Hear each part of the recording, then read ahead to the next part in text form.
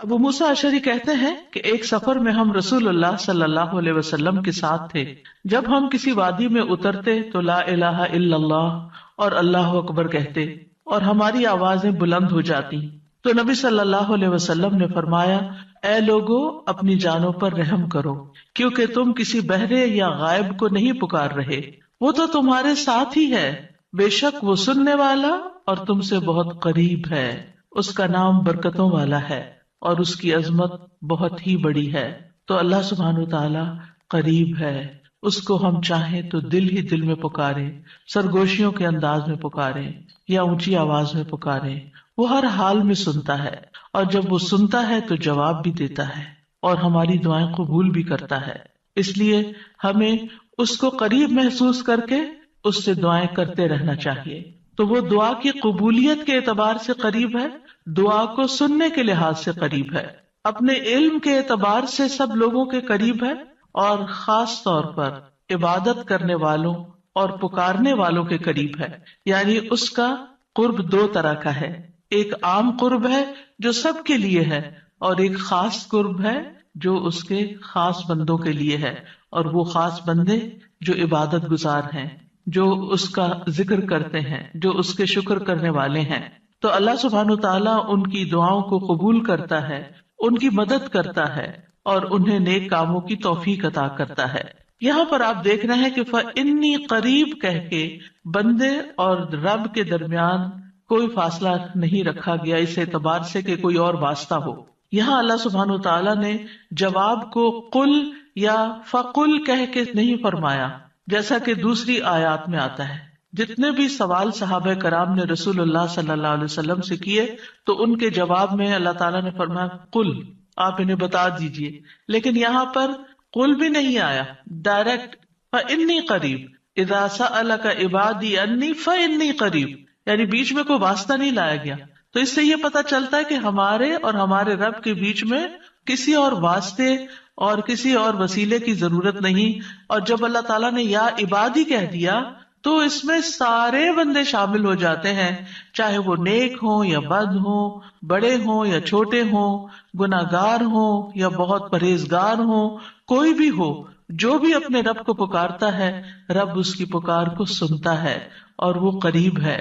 لہٰذا جب ہمارا رب قریب ہے اور مجیب ہے، جیسا کہ آپ جانتے ہیں پروگرام کا نام بھی قریب و مجیب اسی لیے رکھا گیا کہ ہمارا اگر اپنے رب سے تعارف ہو جاتا ہے، ہم اپنے رب کو پہچان جاتے ہیں کہ ہم کس کو پکار رہے ہیں اور وہ کہاں ہے، تو جتنا جتنا ہمارا یہ یقین ہوگا کہ وہ ہمارے قریب ہے اور وہ سنتا ہے اور جواب دیتا ہے، اتنی ہی زیادہ محبت اور توجہ کے ساتھ، اخلاص کے ساتھ ہم دعا کریں گے انشاءاللہ.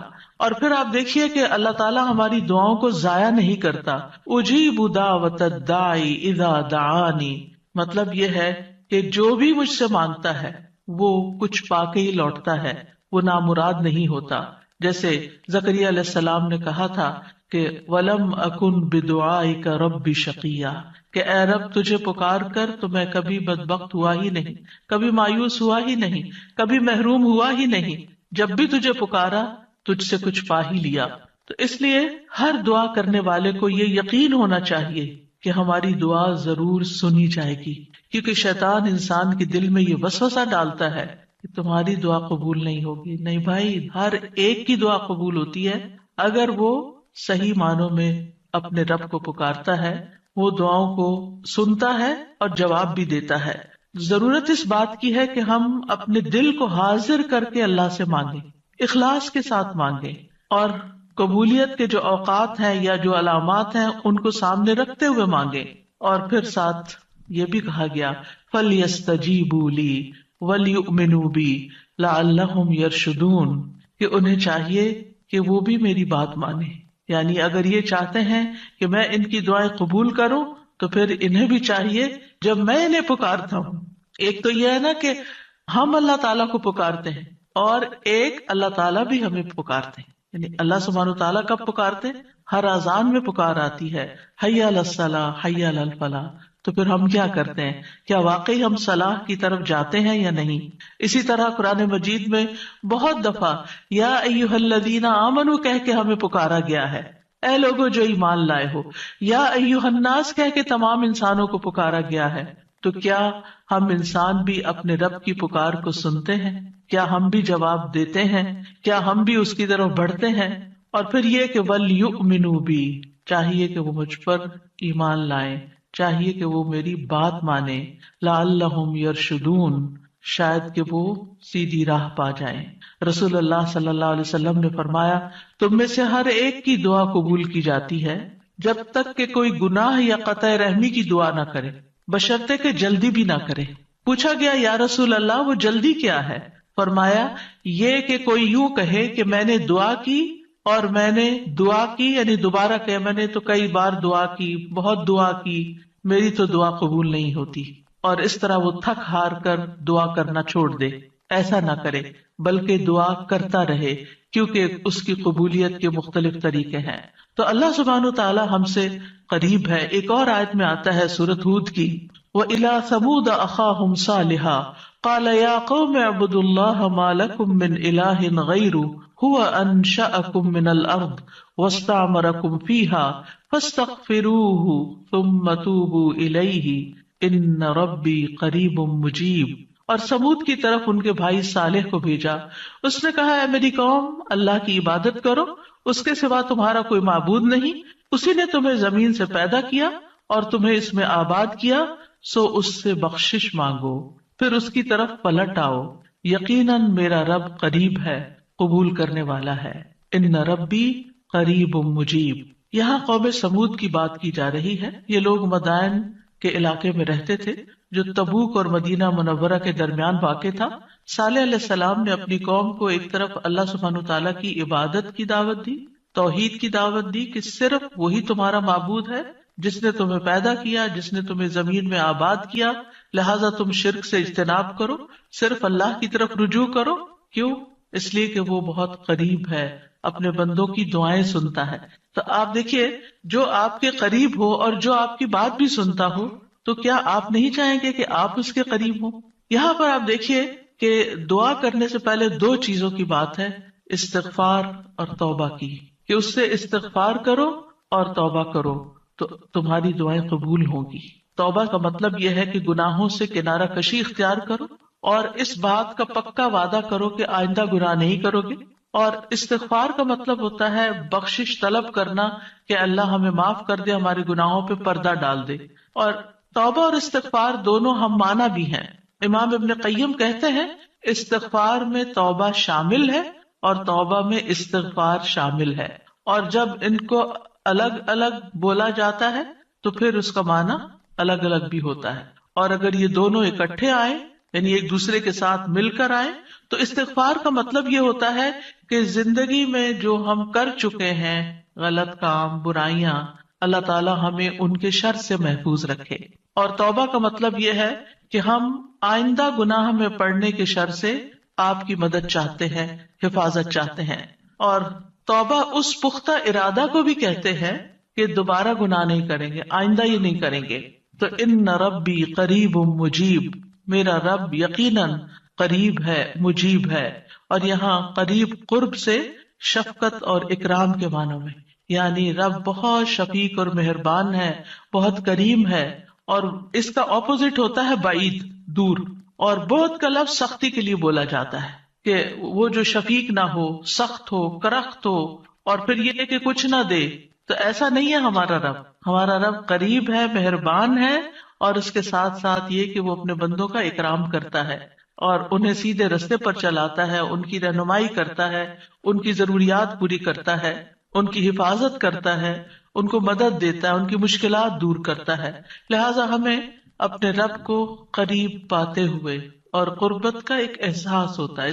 قریب ہونے کا مطلب یہ نہیں کہ اللہ سبحانہ وتعالیٰ کسی نعوذ باللہ فزیکل فارم میں ہمارے ساتھ بیٹھے ہوئے ہیں یا ہمارے دل میں بیٹھے ہوئے ہیں، یہ مطلب نہیں ہے قریب کا.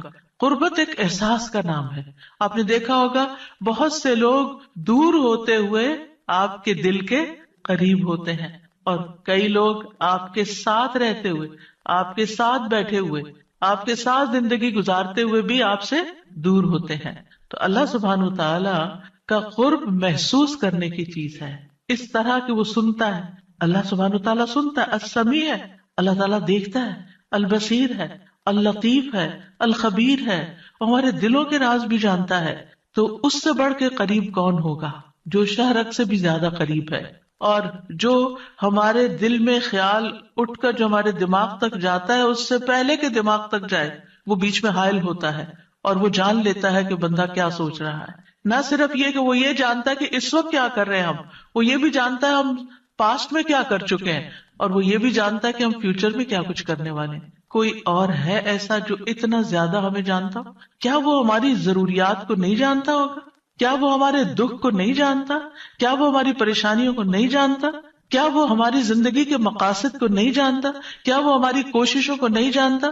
کیا وہ ہماری عبادتوں کو نہیں جانتا؟ وہ خوب جانتا ہے، وہ سب کچھ جانتا ہے. تو جو جانتا ہے اس سے مانگے بنسبت اس کے کہ جو جانتا بھی نہیں ہے، اور ہم اس سے توقعات لگا کے بیٹھے رہے کہ یہ ہمارے لیے کچھ کریں گے. عام طور پر ہم جب کسی مشکل کا شکار ہوتے ہیں تو پھر بندوں کی طرف دیکھتے ہیں، نہیں، جو اپنے رب کو قریب پاتے ہیں وہ اپنے رب ہی کی طرف دیکھتے ہیں اور رب ہی کی طرف پلٹ پلٹ کر جاتے ہیں. اور تابا یتوبو کا مطلب پلٹ پلٹ کر جانا بھی ہے، کہ واپس پلٹتے ہیں کہ اللہ تعالیٰ اگر ہماری کسی بات سے آپ ناراض ہو گئے ہیں یا ہم سے خفا ہیں تو ہم تیری ہی طرف پلٹتے ہیں. اعوذ بک منک، تجھ سے ڈر کے پھر تیرے ہی پاس پناہ لیتے ہیں، اپنے گناہوں کے شر سے بچنے کے لیے، اپنی سیئات سے بچنے کے لیے. تو اس لیے تھرو آؤٹ جو ہمارا انشاءاللہ پروگرام ہوگا اس میں آپ یہ 2 لفظ بس پکے کر لیں، وہ قریب ہے، وہ مجیب ہے، وہ بہت قریب ہے اور وہ جواب بھی دیتا ہے، وہ دعائیں قبول بھی کرتا ہے. اس لیے اس رمضان میں خوب خوب دعائیں کرنی ہے. اور ویسے بھی آپ دیکھیں کہ دعا افضل ترین عبادت ہے. الدعاء مخ العبادہ، عبادت کا جوہر ہے، عبادت کی ٹاپ پر ہے. تو رمضان کا مہینہ عبادت کے لیے، لہٰذا اس عبادت میں دعاؤں کا ایک خاص حصہ ہونا چاہیے. دعا ہے کیا؟ دعا کا لفظ عربی زبان میں دال عین واو سے مل کر بنا ہے. دعا یدعو دعاء و دعوتا، یہ 2 مصدر ہیں اس سے. اور دعا کا لفظی معنی ہوتا ہے کسی کو آواز اور کلام کے ساتھ مائل کرنا، پکارنا، یعنی آواز بھی دینا، اس سے بات بھی کرنا اور اس کو اپنی طرف متوجہ کرنا. ایک ہوتا کسی سے بات کرنا لیکن اس میں مقصد یہ نہیں ہوتا کہ میری طرف متوجہ ہو. مثلا میں آپ سے بات کر رہی ہوں اس وقت، تو مجھے آپ سے یہ ایکسپیکٹیشن نہیں کہ آپ میری طرف متوجہ ہو کہ میری کوئی مدد کریں. لیکن دعا میں جب انسان پکارتا ہے تو اس کا مطلب ہوتا ہے کہ دوسرا متوجہ ہو اور جس مقصد کے لیے اس کو پکارا جا رہا ہے وہ مقصد بھی پورا ہو جائے. عربی میں کہتے ہیں دعوت اللہ، میں نے اللہ کو پکارا، یعنی میں نے سوال کرتے ہوئے، اللہ تعالیٰ کی طرف عاجزی کرتے ہوئے، جو خیر ہے اس کے پاس اس میں رغبت رکھی اور اس رغبت کو طلب کرنے کے لیے اس کو پکارا، یعنی اس رغبت کے ساتھ اس کو پکارا. قرآن مجید میں دعا کا لفظ مختلف معنوں میں استعمال ہوا ہے. نمبر 1، دعا بمعنی ندا، آواز دینے کے معنوں میں. دعا کا مطلب کیا؟ آواز دینا. جیسے سورۃ آل عمران میں آتا ہے فَقُلْ تَعَالَوْا نَدْعُ أَبْنَاءَنَا وَأَبْنَاءَكُمْ وَنِسَاءَنَا وَنِسَاءَكُمْ وَأَنفُسَنَا وَأَنفُسَكُمْ. تو آپ کہہ دیجئے کہ آؤ ہم اپنے اور تمہارے بیٹوں کو اور اپنی اور تمہاری عورتوں کو بلا لیں، پکار لیں، یعنی تم بھی ان کو بلا لو، ہم بھی بلا لیتے. تو بلانے کے معنوں میں استعمال ہوتا ہے. تو عربی زبان میں دعا اور ندا یہ 2 لفظ مترادف بھی ہیں، ایک دوسرے سے ملتے جلتے ہیں، سینونیمز ہیں، ایک جگہ پر اکٹھے بھی استعمال ہوئے ہیں. الا دعاء و نداء، کہ پکار اور آواز کے سوا کچھ نہیں سنتا. پھر اسی طرح دعا بمعنی طلب کرنا، کسی چیز کی ڈیمانڈ کرنا. قرآن مجید میں آتا ہے وَلَا تَزِرُ وَازِرَةٌ وِزْرَ أُخْرَى وَإِن تَدْعُ مُثْقَلَةٌ إِلَى حِمْلِهَا لَا يُحْمَلْ مِنْهُ شَيْءٌ وَلَوْ كَانَ ذَا قُرْبَى. اور کوئی بھی بوجھ اٹھانے والا کسی دوسرے کے گناہوں کا بوجھ نہ اٹھائے گا. یہ کب کی بات ہے؟ قیامت کے دن.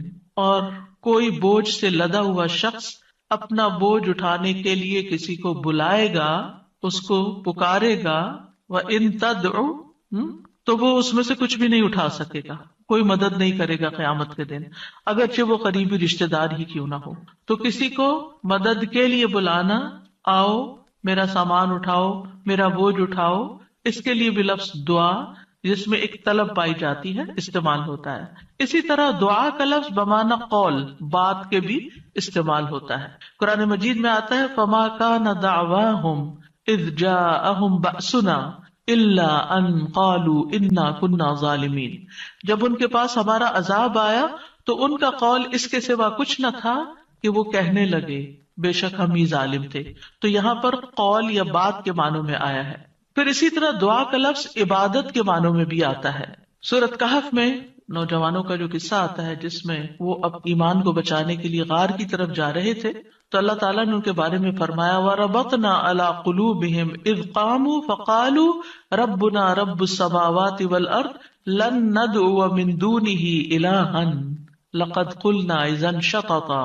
اور ہم نے ان کے دلوں کو مضبوط کر دیا جب وہ اٹھ کھڑے ہوئے تو کہنے لگے ہمارا رب تو آسمانوں اور زمین کا رب ہے، ہم ہرگز اس کے سوا کسی الہ کو نہیں پکاریں گے، یعنی اس کی عبادت نہیں کریں گے، اور اگر ہم ایسا کریں تو یقیناً ہم نے ناانصافی کی بات کی. تو دعا بمعنی عبادت. پھر اسی طرح پانچواں معنی قرآن مجید میں دعا بمعنی فریاد کرنا، طلب کرنا، فریاد کرنا. اور اس میں وَإِن كُنتُمْ فِي رَيْبٍ مِّمَّا نَزَّلْنَا عَلَىٰ عَبْدِنَا فَأْتُوا بِسُورَةٍ مِّن مِّثْلِهِ وَادْعُوا شُهَدَاءَكُمْ. اگر تمہیں اس قرآن میں شک ہے جو ہم نے اپنے بندے پر نازل فرمایا تو اسی طرح کی ایک سورت تم بھی بنا لاؤ اور اللہ کے سوا اپنے گواہوں مددگاروں کو بھی بلا لو. فریاد کرو کہ وہ آئے اور تمہاری مدد کرے، یعنی مدد کے لیے پکارنا، یہ معنی ہے. پھر اسی طرح دعا بمعنی کسی چیز کی ترغیب دینا، یعنی کسی چیز کی طرف دعوت دینا. نوح علیہ السلام نے اپنی قوم کو پکارا تھا قال رب انی دعوت قومی لیلا ونہارا. اس نے کہا ہے میرے رب بے شک میں نے اپنی قوم کو رات اور دن پکارا، ان کو دعوت دیتا رہا دین کی طرف، اپنے رب کی طرف. اور اس میں معنی عبادت کا بھی ہے کہ اللہ کی عبادت کرو تو عبادت کی دعوت میں ان کو دیتا رہا. پھر اسی طرح دعا بمعنی منسوب کرنا، نسبت دینا. ادعوہم لآبائہم، ان بچوں کو ان کے حقیقی باپوں کی نسبت سے پکارو.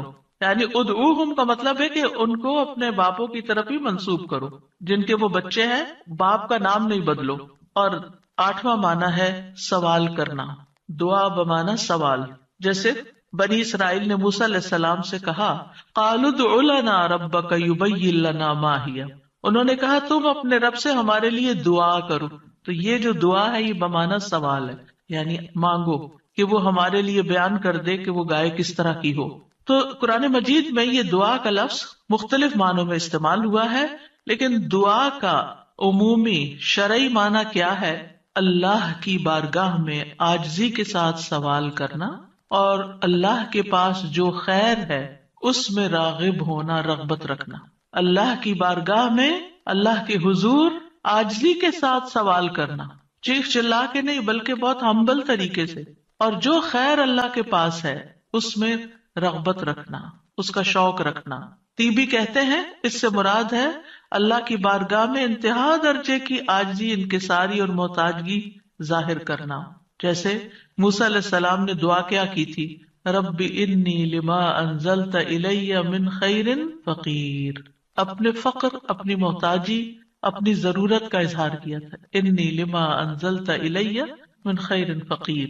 امام ابن قیم کہتے ہیں اس سے مراد ہے ایسی چیز کو طلب کرنا جو دعا کرنے والے کو فائدہ دے، یعنی فائدے کی چیز حاصل کرنے کے لیے سوال کرنا، اور ایسی چیز کو دور کرنے کے لیے طلب رکھنا جو اس کو نقصان دیتی ہو. تو پھر دو طرح سے دعا کرتا ہے انسان، کچھ فائدے کی چیزیں مانگتا ہے اور کچھ نقصان والی چیزوں کو دور کرنے کے لیے اللہ سے درخواست کرتا ہے. ہماری شریعت میں دعا کی دو بڑی اقسام ہیں، ایک ہے دعائے عبادت اور ایک ہے دعائے مسئلہ. دعائے عبادت کیا ہے؟ اس سے مراد ہے کہ انسان اللہ سے ثواب کی امید رکھتے ہوئے، اس کے عذاب سے ڈرتے ہوئے اس کی عبادت کرے، اس میں سوال نہیں ہے. تو عربی میں دعا بمعنی عبادت بھی استعمال ہوتا ہے، آتا نا وقال ربکم ادعونی استجب لکم ان الذین یستکبرون عن عبادتی سیدخلون جہنم داخرین. اس میں دعا کے دونوں معنی آ گئے، اور تمہارے رب نے فرمایا کہ مجھ سے دعا کرو میں تمہاری دعا قبول کروں گا، یہ تو سوال ہو گیا. اور دوسرا بے شک وہ لوگ جو میری عبادت سے تکبر کرتے ہیں ان قریب و ذلیل و خوار ہو کر جہنم میں داخل ہوں گے. تو یہاں عبادت کا معنی بھی آ گیا، عبادت کے لفظ کے ساتھ، یعنی دعا ایک طرح سے عبادت ہے. تو دعائے عبادت کیا ہے کہ انسان اللہ سے ثواب کی امید رکھتے ہوئے، اس کے عذاب سے ڈرتے ہوئے اللہ کی عبادت کرے، جیسے نماز پڑھے، روزہ رکھے، قرآن کی قرآت کرے، تسبیح کرے، صدقہ کرے، اللہ کی طرف لوگوں کو دعوت دے، تعلیم کا کام کرے. تو انسان ان میں سے جو بھی عبادت کا کام کرے گا وہ دراصل اللہ کی طرف راغب ہوگا، کیونکہ دعا میں رغبت پائی جاتی ہے. اور جو شخص مثلا نماز پڑھتا ہے تو گویا وہ زبان حال سے دعا کر رہا ہوتا ہے، اللہ سے بخشش مانگ رہا ہوتا ہے کہ اللہ تعالیٰ ہمارے اوپر رحم کیجیے، ہم نے جو گناہ کیے ہیں آپ ان کو معاف کر دیجیے. کیونکہ نماز بذات خود کیا کرتی ہے؟ بلاؤں کو ٹالتی ہے، گناہوں کو معاف کرنے کا ذریعہ ہے. ٹھیک ہے. اچھا، صدقہ کیا کرتا ہے؟ گناہوں کی آگ بجھاتا ہے. ٹھیک ہے. تو یہ جو گناہوں کی آگ کا بجھنا ہے، یہ ہم بول کے بھی کہہ سکتے اللہ ہمیں جہنم کے عذاب سے بچا، تو وہ ہماری زبان بول رہی ہوتی. لیکن جب ہم صدقہ دے رہے ہوتے ہیں تو گویا ہمارا عمل جو ہے وہ اسی چیز کا تقاضا کر رہا ہے کہ ہم اپنے اوپر سے گناہوں کا بوجھ اتارنا چاہتے ہیں. تو ایک دعا سوال کے انداز میں ہوتی ہے اور ایک دعا حال کے ساتھ بیان ہو رہی ہوتی ہے، عمل کے ساتھ ہو رہی ہوتی ہے. اور دوسری جو دعائے مسئلہ ہے جس میں مانگنے کی دعا ہوتی ہے، تو وہ یہ ہے کہ انسان دنیا اور آخرت کی کوئی بھی بھلائی طلب کرنے اور دنیا اور آخرت کے نقصان کو دور کرنے کا سوال اللہ سے ہی کرے. دنیا اور آخرت کی کوئی بھی بھلائی مانگنا اور دنیا اور آخرت کے کسی بھی نقصان سے بچنا، یہ بس اللہ ہی سے کرے اس کا سوال. یہ دعائے مسئلہ ہے، جس سوال کرنے والی، یعنی وہ دعا جس میں ہم سوال کرتے ہیں. کن چیزوں کا سوال کرتے ہیں؟ دنیا اور آخرت دونوں. آخرت نہیں بھولنی. ربنا آتنا فی الدنیا حسنۃ وفی الآخرۃ حسنۃ وقنا عذاب النار. تو دنیا اور آخرت کی حسنہ مانگنا اور دنیا اور آخرت کے عذاب سے، مصیبت سے بچنا. وقنا عذاب النار، سب سے بڑی مصیبت تو آگ ہے نا، یعنی اس کی کوئی تکلیف انسان کو پہنچے. نبی صلی اللہ علیہ وسلم نے فرمایا دعا عبادت ہے. قال الدعاء هو العبادۃ قال ربکم ادعونی استجب لکم. تمہارے رب کا فرمان ہے میں پکارنے والے کی دعا قبول کرتا ہوں جب وہ مجھے پکارتا ہے. تو دعا جو ہے یہ عبادت کی اقسام میں سے سب سے عظیم قسم ہے. امام خطابی اپنی کتاب شأن الدعاء میں کہتے ہیں، اس حدیث کی وضاحت کرتے ہوئے الدعاء هو العبادہ، وہ کہتے ہیں کہ دعا عبادت کا ایک بڑا حصہ ہے یا سب سے افضل عبادت ہے. جیسے کہ لوگ کہتے ہیں لوگ بنو تمیم ہیں اور مال اونٹ ہیں، یعنی لوگوں کو دیکھنا تو بنو تمیم کو دیکھو، مطلب سب لوگوں سے افضل ہیں. نبی صلی اللہ علیہ وسلم اسی سے تھے نا، اور ان کی تعداد بھی زیادہ تھی. اور اسی طرح عربوں کے ہاں مال کی سب سے بڑی قسم اونٹ ہوا کرتے تھے. وہ کہتے ہیں مال تو اصل میں اونٹ ہے اور لوگ تو بنو تمیم ہی ہے. تو اسی طرح کہا گیا دعا تو عبادت ہی ہے. الدعاء هو العبادہ، دعا ہی عبادت ہے. الحج عرفہ، تو اس کا یہ مطلب ہے کہ صرف عرفہ میں جاؤ، یہ نہیں. مطلب یہ ہے کہ جتنے بھی ارکان آپ حج کے ادا کرتے ہیں ان میں سے عرفہ کے دن کا قیام اگر کسی نے پا لیا تو اس کا حج ہو گیا، اور وہ سب سے بڑا دن ہے جس میں بخشش ہوتی ہے. تو یہ عربوں کے کہنے کا ایک انداز بھی ہے نا. اور مراد اس سے کیا ہے کہ دعا سب سے افضل عبادت ہے اور ساری اطاعتوں اور ساری بندگیوں کا مغز ہے کہ انسان اپنی ہر پریشانی اور ہر ضرورت میں اللہ کی طرف متوجہ ہو جائے. یہ ہے اصل مقصد. اگر کسی مشکل میں پڑ گیا ہے تو اس مشکل کے دور ہونے کے لیے بس اللہ ہی کی طرف رجوع کرے اور اسی کا انتظار کرے کہ وہی کاٹے گا.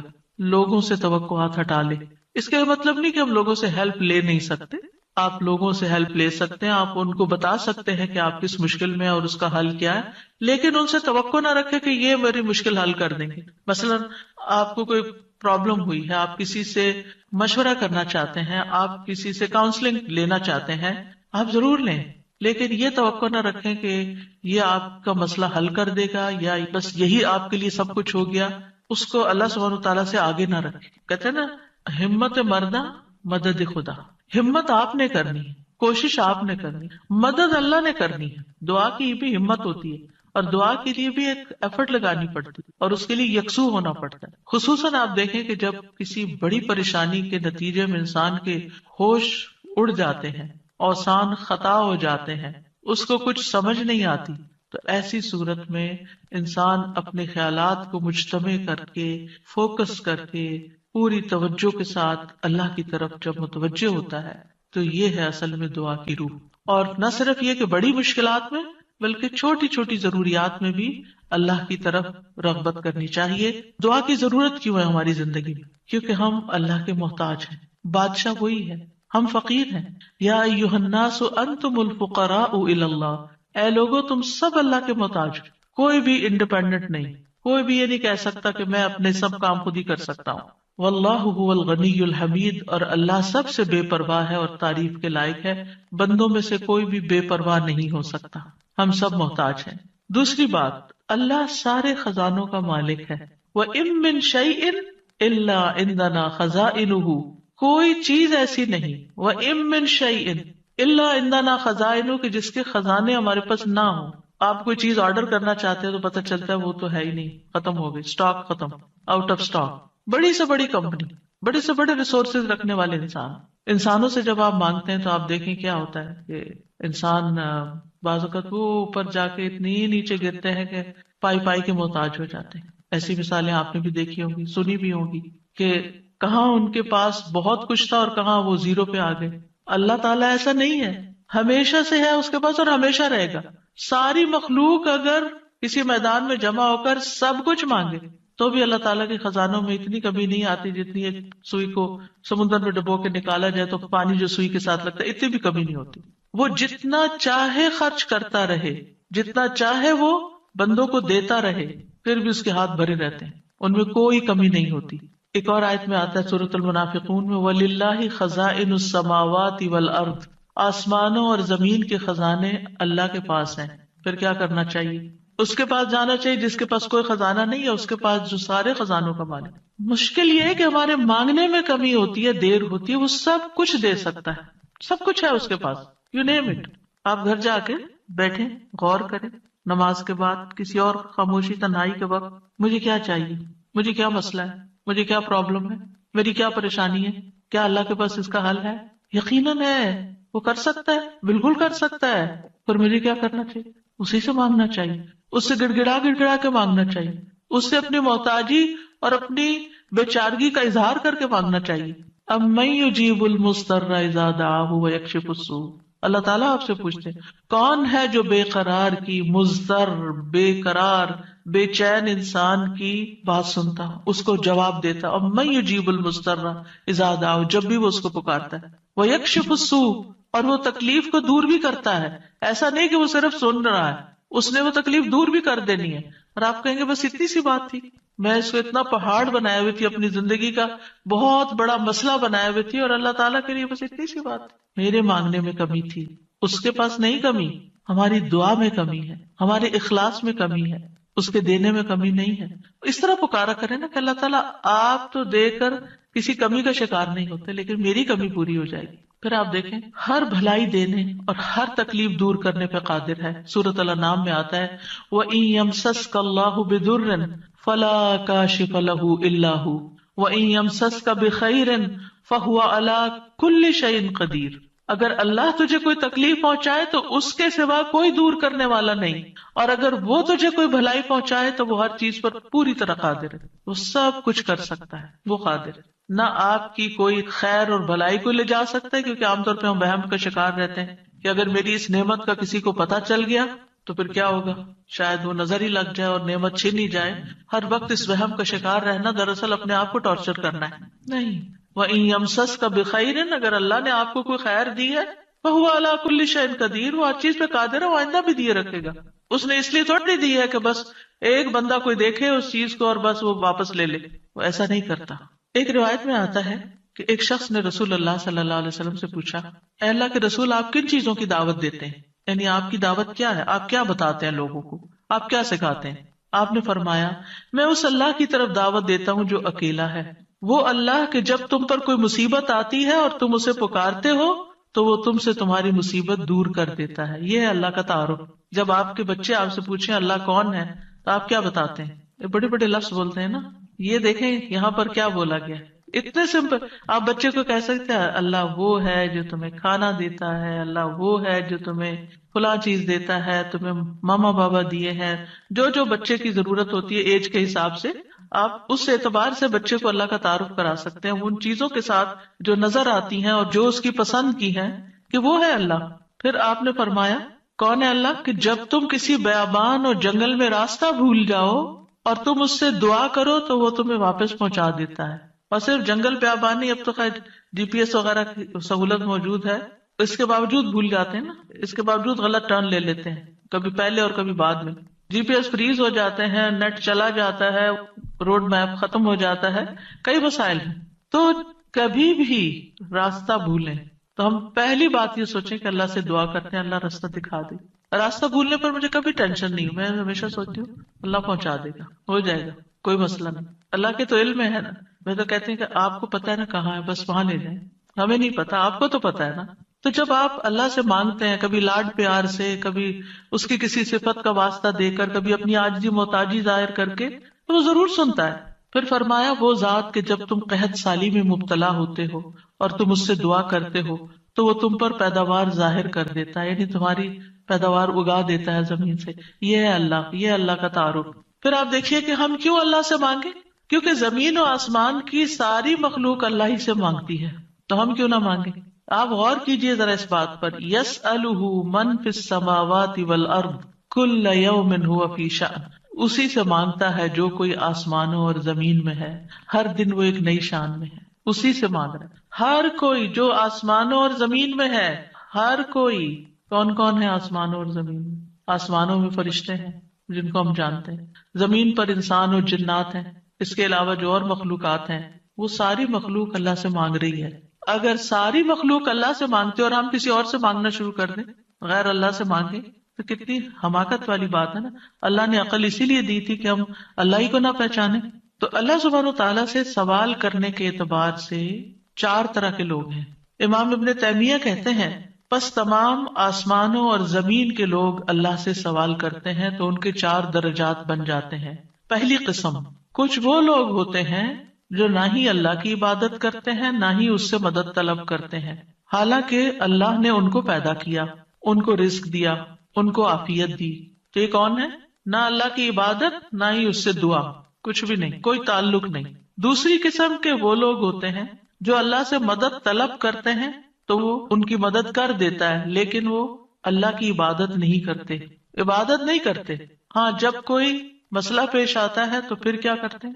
پھر دعا کر لیتے ہیں. ایسے لوگ آپ نے دیکھے ہوں گے، نماز نہیں، روزہ نہیں، صدقہ خیرات کچھ نہیں، ہاں کوئی مشکل پیش آئے تو پھر اللہ سے دعا کرتے ہیں. تیسری قسم کے کچھ وہ لوگ ہوتے ہیں جو اللہ کی عبادت اور اطاعت طلب کرتے ہیں لیکن نہ ہی اس سے مدد مانگتے ہیں نہ اس پہ توکل کرتے ہیں. نماز روزہ کر لیں گے، دعا نہیں کرتے، کہتے ہیں اللہ کو پتہ ہی ہے نا کیا چاہیے، اب مانگنا کس لیے؟ نہیں. اللہ تعالیٰ خود فرماتے وقال ربکم ادعونی، تمہارا رب کہتا ہے مجھ سے دعا کرو، تو کیوں نہ دعا کریں، ہمیں دعا کرنی ہے.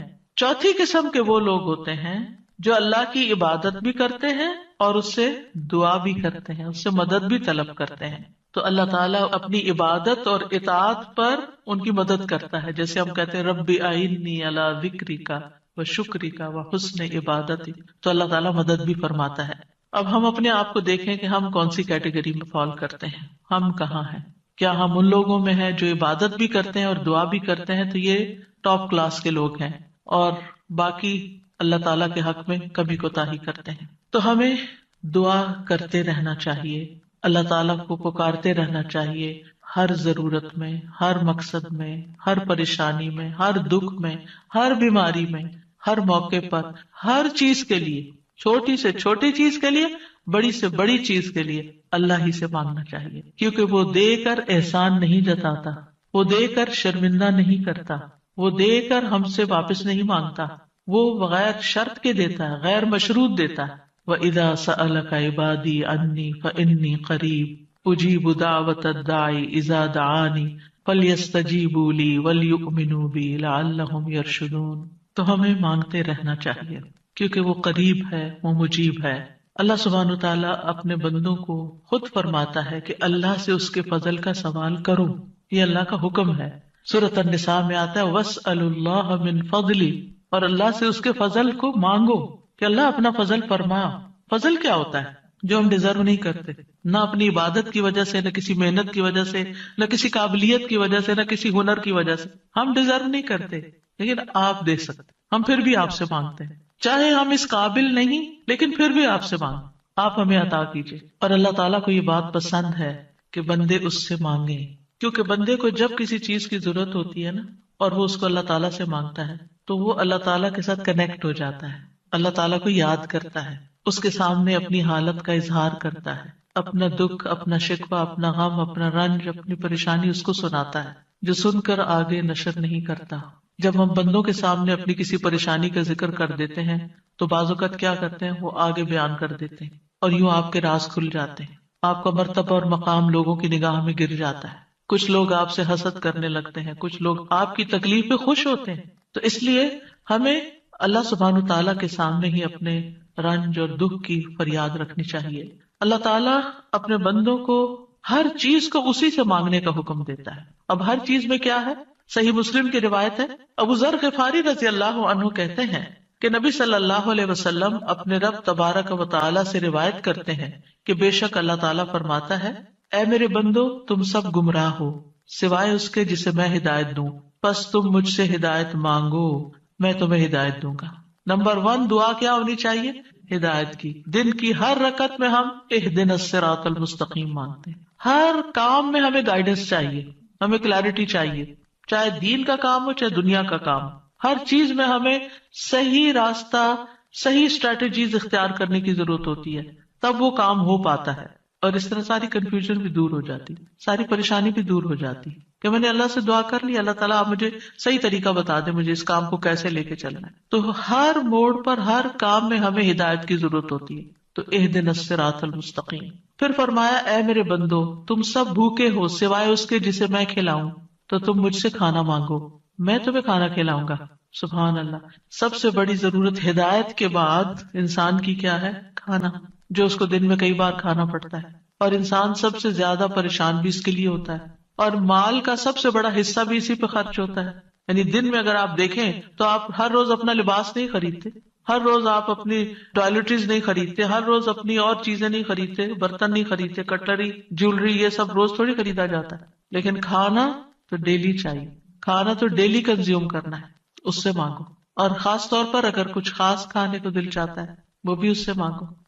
نیوٹریشیس چاہیے، ہولسم چاہیے، صحت مند چاہیے، کیونکہ ساری بیماریاں ہی کھانے سے پیدا ہوتی ہیں۔ یعنی کھانا مانگو، صرف یہ نہیں کہ ہے نہیں، بلکہ اچھا کھانا مانگو تو اللہ تعالیٰ کھلائے گا۔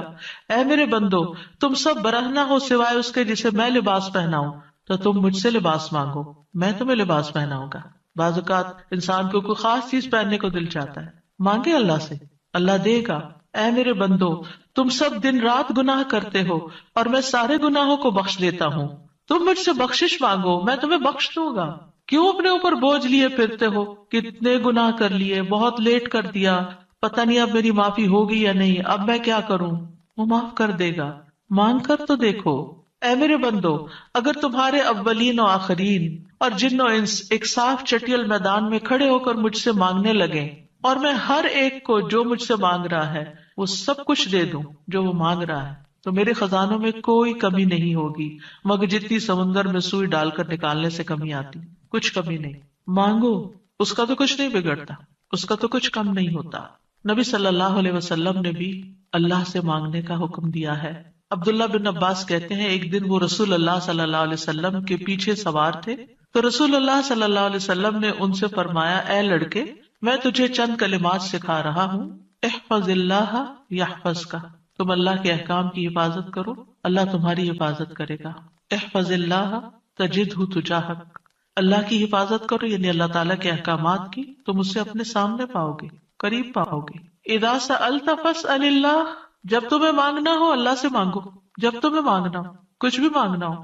وَإِذَا اسْتَعَنْتَ فَاسْتَعِنْ بِاللَّهِ، اور جب مدد چاہیے اللہ سے مدد مانگو، کسی بھی طرح کی مدد، یعنی مدد صرف مالی مدد نہیں ہوتی، یا مدد صرف ان چیزوں کی نہیں ہوتی اوپر جن چیزوں کا ذکر ہوا ہے، مدد تو ہمیں ہر کام میں چاہیے۔ ہم کون سی لائن اختیار کریں، کون سا پیشہ اختیار کریں، کون سی جاب لیں، کون سی نہ لیں، کیا کریں کیا نہ کریں، فلان جگہ جانا ہے جائیں یا نہ جائیں، ہر معاملے میں. اور یہ جو ہمیں استخارہ سکھا دیا گیا تو یہ بھی تو یہی ہے. اور اس استخارے میں بھی آپ دیکھیے، اذا سألک عبادی انی فانی قریب اجیب دعوت الداعی اذا دعانی، اس میں بھی آپ دیکھیں بیچ میں واسطہ نہیں رہا نا.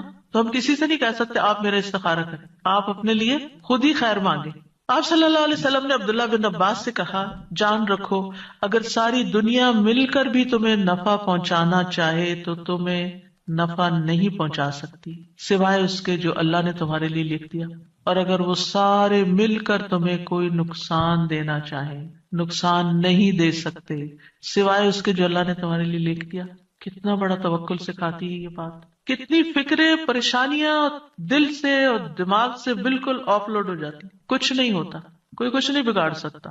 ہم ڈرتے رہتے ہیں نا، کبھی فیوچر سے ڈرتے ہیں، کبھی لوگوں سے ڈرتے ہیں، کبھی کسی بیماری سے ڈرتے ہیں، کبھی بھوک فقر و فاقہ سے ڈرتے ہیں، کبھی اپنے اولاد کے بارے میں ڈر رہے ہوتے ہیں، فکر کر رہے ہوتے ہیں ان کا کیا بنے گا، ان کے ایمان کا کیا ہوگا، ان کے کھانے پینے کا کیا ہوگا، ان کے رہنے کا کیا. یہی فکریں تو ہیں ہماری جن میں ہم ڈوبے رہتے ہیں. اللہ نے ہمیں صرف ان فکروں کے لیے تھوڑی بھیجا ہے، ہمیں تو اللہ نے اپنی عبادت کے لیے بھیجا تھا. اللہ نے ہمیں بڑے کام کرنے کے لیے بھیجا، ہم نے اپنے آپ کو چھوٹی چھوٹی چیزوں میں الجھا کر بیمار کر لیا اور انہی کے اندر ہی گھومتے رہے اور انہی کی فکر کرتے رہے اور انہی کے بوجھ تلے دبے رہے.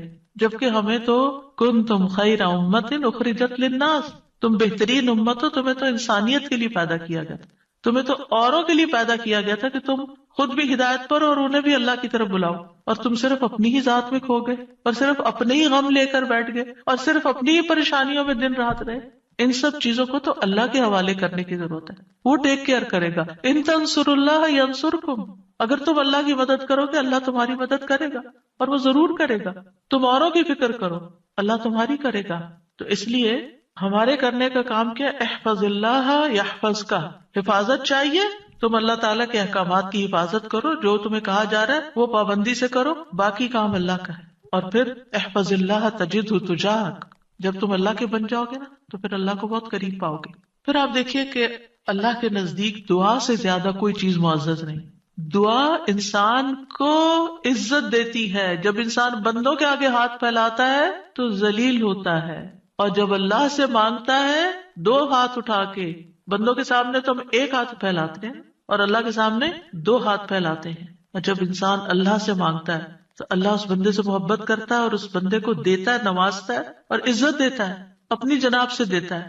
اور جب بندوں سے مانگتے ہیں تو وہ کبھی دیتے ہیں کبھی نہیں دیتے، اور کبھی دے کے اذیت بھی دیتے ہیں، اور پھر احسان جتاتے، دکھ دیتے ہیں، ذلیل کرتے ہیں، بعض اوقات آپ کی انا کو مجروح کر دیتے ہیں، آپ کی عزت کو مجروح کر دیتے ہیں، آپ کو بعض اوقات بدنام کر دیتے ہیں. تو اللہ کے نزدیک دعا سے زیادہ کوئی چیز معزز نہیں.